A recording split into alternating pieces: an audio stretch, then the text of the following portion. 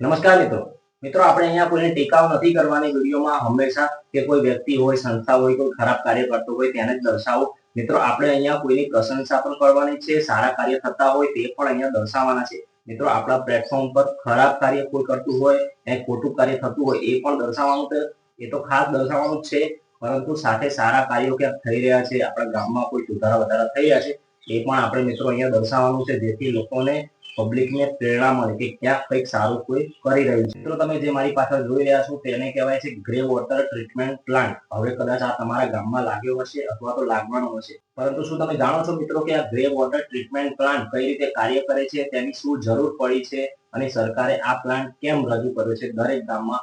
તો આજે આપણે તેના વિશે ચર્ચા કરવાની છે. અને મિત્રો વિડીયોના અંત સુધી બન્યા રહેજો. હું તમને એક ખુશખબરી આપવાનો છે કે તમારી અને મારી આપણા ગામના હિત માટેની છે.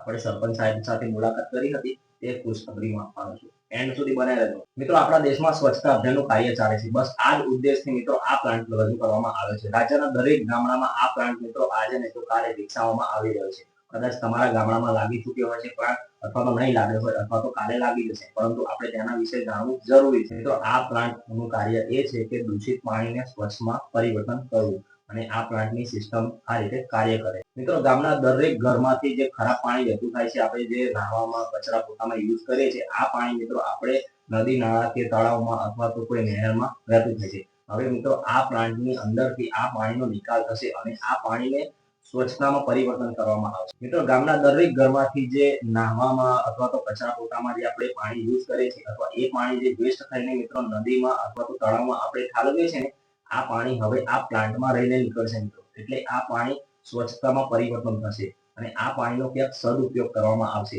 જે કોઈ ખેતીમાં આ પાણીને છોડવામાં આવશે, પાણીનો સંગ્રહ કરવામાં આવશે, અથવા ગમે તેવી કોઈ પરિસ્થિતિમાં મિત્રો આ પાણી પછી આપણને યુઝ કરી શકાશે. એટલે મિત્રો પાણી જે ખરાબ વહેતું થાય છે તે પાણીને પણ આપણે સ્વચ્છતામાં પરિવર્તન કરી શકીશું આ પ્લાન્ટની મદદથી. એટલે મિત્રો તમે જોઈ લો મારી પાછળ જે આ ટ્રીટમેન્ટ પ્લાન્ટ છે ને, એનું કાર્ય ફક્ત આ છે અને આપણે આ પ્લાન્ટ વિશે જાણવું જરૂરી છે. તો ચાલો મિત્રો આપણે ગ્રે વોટર ટ્રીટમેન્ટ પ્લાન્ટ વિશે તો જાણી લીધું કે તે શા માટે સ્થાપવામાં આવ્યું છે, તેનું કાર્ય શું છે. હવે તમે આ બીજી સ્ક્રીન જુઓ.